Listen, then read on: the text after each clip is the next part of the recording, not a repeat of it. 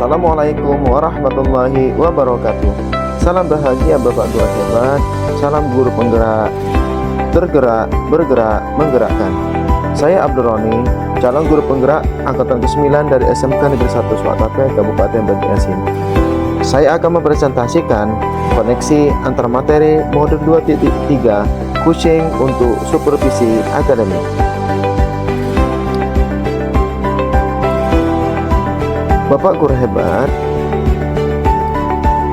paradigma berpikir Kucing adalah pertama, fokus pada kucing.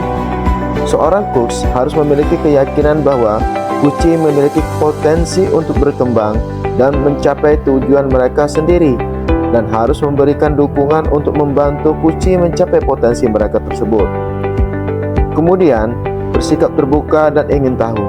Seorang coach harus bersikap terbuka dan menerima kucing apa adanya tanpa memberikan penilaian atau menghakimi.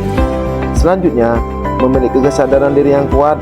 Seorang coach harus memahami perasaan dan pengalaman kucing secara empatik dengan berusaha melihat dunia dari perspektif kucing.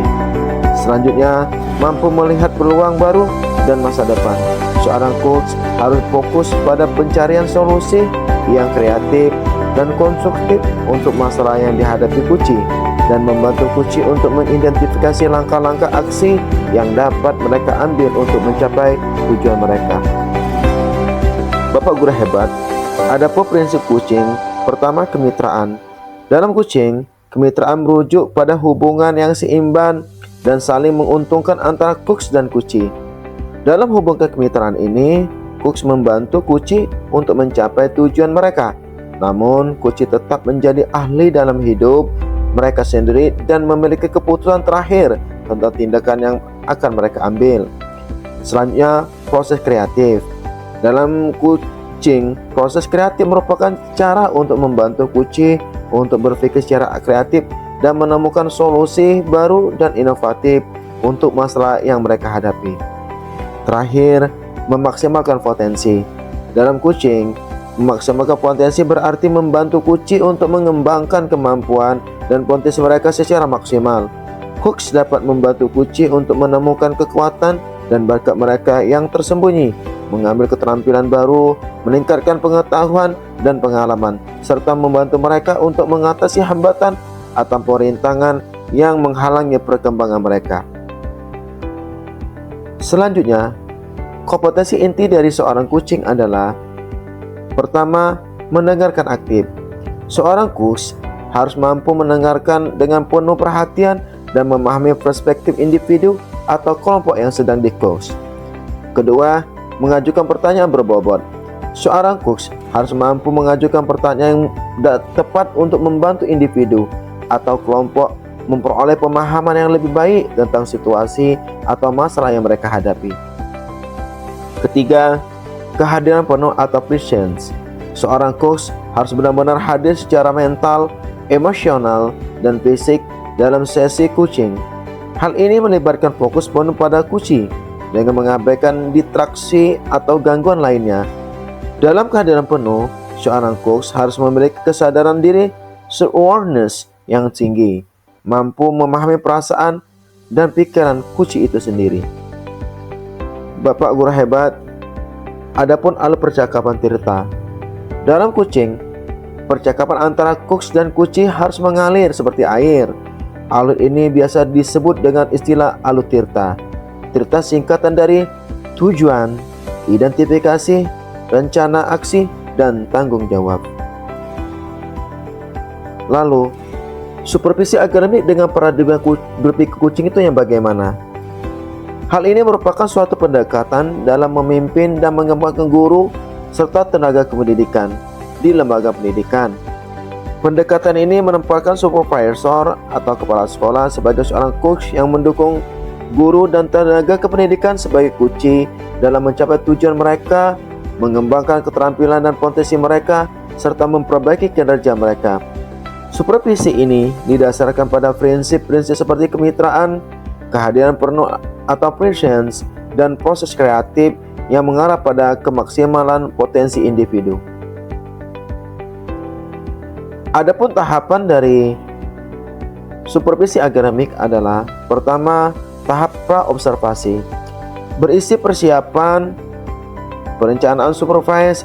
Tahap ini meliputi identifikasi tujuan supervisi, penentuan peserta supervisi, dan penjadwalan waktu dan tempat supervisi. Selanjutnya, tahap yang kedua adalah observasi. Tahap ini meliputi pengamatan langsung atau tidak langsung terhadap kinerja guru atau tenaga pendidik dalam mengajar atau memberikan bimbingan kepada murid. Tahap terakhir adalah pasca observasi, meliputi evaluasi dan rencana tindak lanjut. Tahap ini meliputi analisis dan penilaian terhadap kinerja guru atau tenaga pendidik berdasarkan hasil pengamatan dan tenaga pendidik untuk meningkatkan kinerjanya, serta perencanaan evaluasi kembali untuk memastikan efektivitas dari tindakan yang dilakukan. Adapun koneksi antar materi, antar konsep kucing dengan paradigma berpikir kucing. Konsep kucing adalah sebuah proses kolaborasi yang berfokus pada solusi, berorientasi pada masa depan dengan berpusat pada kucing. Paradigma berpikir kucing adalah cara pandang yang mendasari penerapan kucing.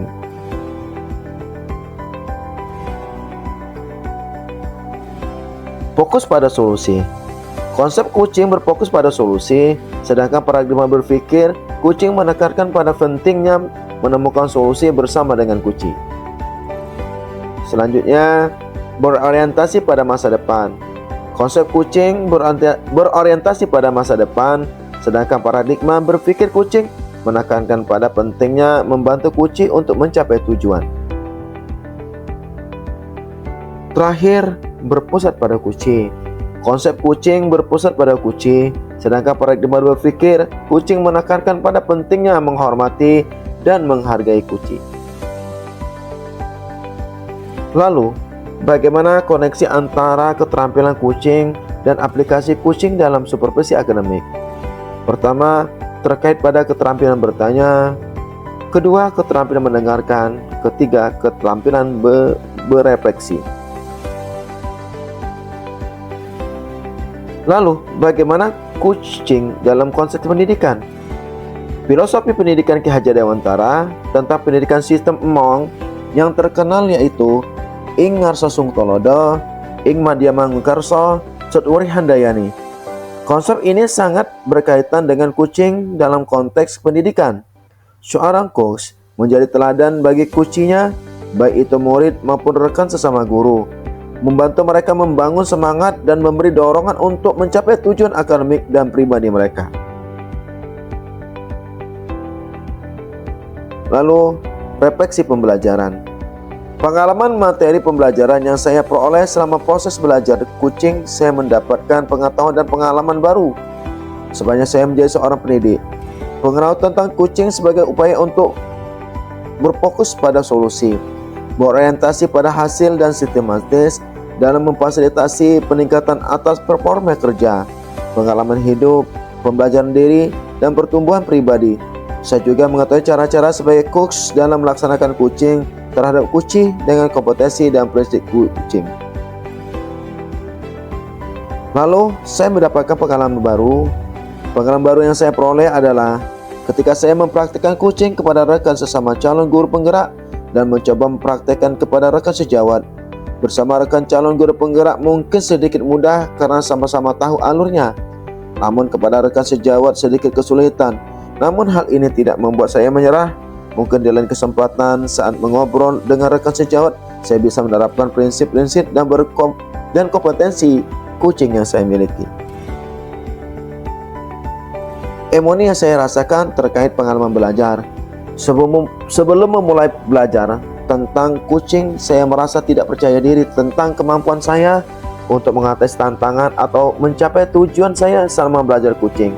Saya merasa tertarik dengan konsep kucing dengan cara-cara yang dapat membantu mereka mencapai tujuan saya maupun orang lain. Saya juga merasa bersemangat tentang kemungkinan perubahan positif yang dapat terjadi dalam hidup saya. Lalu, emosi yang dirasakan terkait pengalaman belajar. Setelah belajar kucing, saya merasa bangga dengan upaya yang saya lakukan dan hasil yang saya capai dalam belajar kucing. Saya juga merasa lebih percaya diri tentang kemampuan saya untuk mencapai tujuan saya dan mengatasi tantangan, namun ada sedikit saya merasa terbebani dengan tanggung jawab yang diperlukan untuk mencapai tujuan saya. Hal-hal yang baik dalam proses belajar adalah saya mengetahui kucing dan teknik alur kucing, sehingga saya dapat mempraktikkan kucing dengan sesama calon guru penggerak dengan menerapkan prinsip dan kompetensi kucing dan sesuai dengan alur tirta. Selama praktik kucing dalam sesi ruang kolaborasi dan demonstrasi kontekstual berjalan lancar dan dapat menemukan solusi dari masalah yang dihadapi oleh kucing. Lalu apa yang perlu diperbaiki dalam diri saya? Hal yang perlu saya perbaiki adalah saya harus memperbaiki kemampuan untuk hadir secara penuh atau present, mencari kata kunci dan menanyakan pertanyaan yang berbobot yang dapat menggali informasi lebih dalam lagi tentang masalah kucing dan menggali lebih dalam lagi potensi yang dimiliki oleh kucing dalam menemukan solusi atas masalah pribadinya. Di samping itu, dalam percakapan kucing terkadang muncul asumsi-asumsi dalam pikiran saya, dan ini harus saya hindari dengan mengosongkan pikiran saya dari asumsi terhadap kucing. Tentu hal ini harus saya latih dan saya asah agar menjadi lebih baik lagi. Bapak guru hebat, bagaimana keterkaitan dengan emosi dan kematangan diri? Sebelum saya belajar kucing ini, saya merasa tidak percaya diri dengan kemampuan saya dalam membantu seorang menyelesaikan masalahnya dengan paradigma kucing. Namun setelah belajar kucing, saya memiliki keyakinan bahwa saya mampu dan memiliki kompetensi dalam menjadi coach. Tentu dengan paradigma berpikir kucing serta dibarengi dengan prinsip-prinsip kucing. Lalu keterkaitan kucing dengan pembelajaran diferensiasi dan pembelajaran sosial emosional. Sistem Among yang dianut oleh Ki Hajar Dewantara menjadikan guru dalam perannya bukan satu-satunya sumber pengetahuan, melainkan sebagai mitra peserta didik untuk melejitkan kodrat dan iradat yang mereka miliki. Apa yang dilakukan?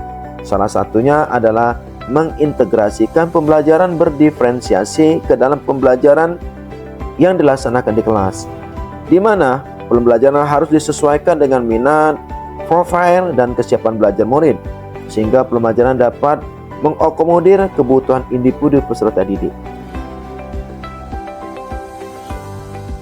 Selanjutnya, kegiatan untuk melatih menghadirkan present yang bisa kita lakukan adalah dengan melakukan kegiatan stop dan mindful listening yang telah kita pelajari pada modul 2.2.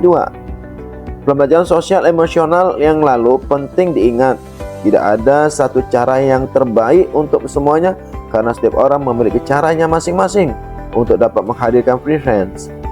Untuk itu, temukan cara yang paling efektif untuk kita agar bisa terus melatih diri dan menerapkan sebelum dan selama melakukan percakapan kucing. Lalu, pendekatan sosial dan emosional dalam praktek kucing juga sangat diperlukan. Melalui pertanyaan-pertanyaan reflektif yang diberikan guru, peserta didik akan menemukan kedewasaan dalam proses berpikir melalui kesadaran dan pengenalan diri.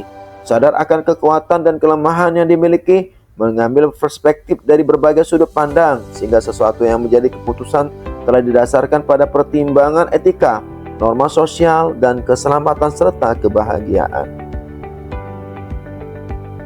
Selanjutnya, keterkaitan modul 2.1 tentang pembelajaran berdiferensiasi dan modul 2.2 tentang pembelajaran sosial emosional. Jika dihubungkan dengan materi kucing, maka pembelajaran berdiferensiasi di mana guru harus berusaha semaksimal mungkin untuk memenuhi kebutuhan belajar siswa yang terdiri dari kesiapan belajar, minat belajar, dan profil belajar. Bapak guru hebat, langkah untuk memetakan kebutuhan individu siswa tersebut, guru bisa berperan sebagai coach untuk melakukan proses coaching dengan siswa sebagai kunci.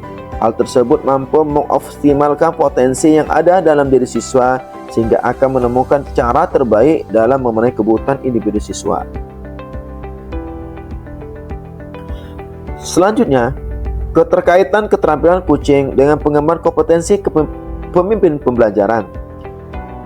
Keterkaitan keterampilan kucing dengan pengembangan kompetensi sebagai pemimpin pembelajaran, terdapat 4 macam paradigma berpikir kucing, yaitu fokus pada kucing, bersikap terbuka dan ingin tahu, memiliki kesadaran diri yang kuat, dan mampu melihat peluang baru dalam masa depan.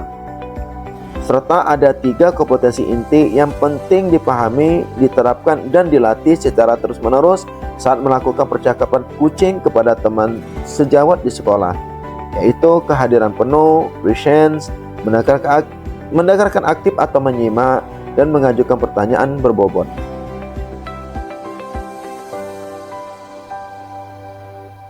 Dengan pengembangan kompetensi pemimpin pembelajaran, seorang guru penggerak harus mampu berperan sebagai pemimpin pembelajaran.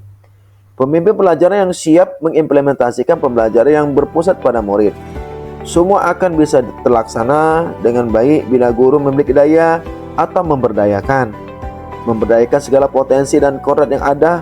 Maka seorang guru mutlak membutuhkan keterampilan kucing ini sehingga guru mampu mengemong atau menuntun murid menuju kodrat terbaiknya dalam meraih kebahagiaan yang setinggi-tingginya, baik sebagai pribadi maupun sekaligus sebagai anggota masyarakat. Lalu terakhir, keterkaitan keterampilan kucing dengan pengembangan kompetensi pemimpin pembelajaran, bahwa salah satu peran guru penggerak adalah sebagai coach bagi guru lain. Sesuai dengan peran tersebut, seorang guru penggerak harus mampu menjadi mitra bagi guru lainnya dalam menyelesaikan masalah. Guru penggerak juga mempunyai peran sebagai pemimpin pembelajaran, di mana seorang pemimpin tentu harus mempunyai kemampuan untuk melakukan supervisi akademik ketika diperlukan.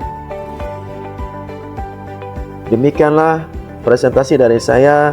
Salam bahagia, salam guru penggerak, tergerak, bergerak, menggerakkan. Terima kasih. Wassalamualaikum warahmatullahi wabarakatuh.